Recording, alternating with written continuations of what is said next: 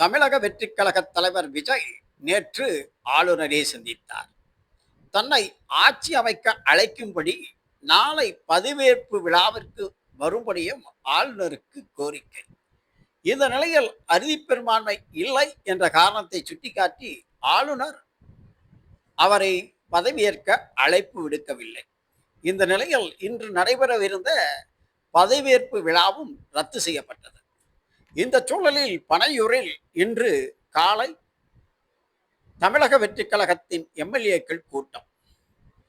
தற்பொழுது திடீர் என்று காலை ஆளுநரை சந்திக்க புறப்பட்ட விஜய் அவரை தற்பொழுது சந்தித்துவிட்டு மீண்டும் கிளம்புகிறார்.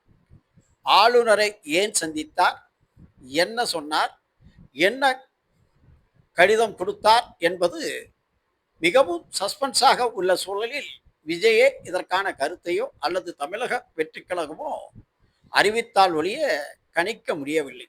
ஆனால் திடீரென்று மீண்டும் ஆளுநரை விஜய் சந்தித்திருப்பது அரசியல் வட்டாரத்தில் பெரும் பரபரப்பை ஏற்படுத்தியுள்ளது.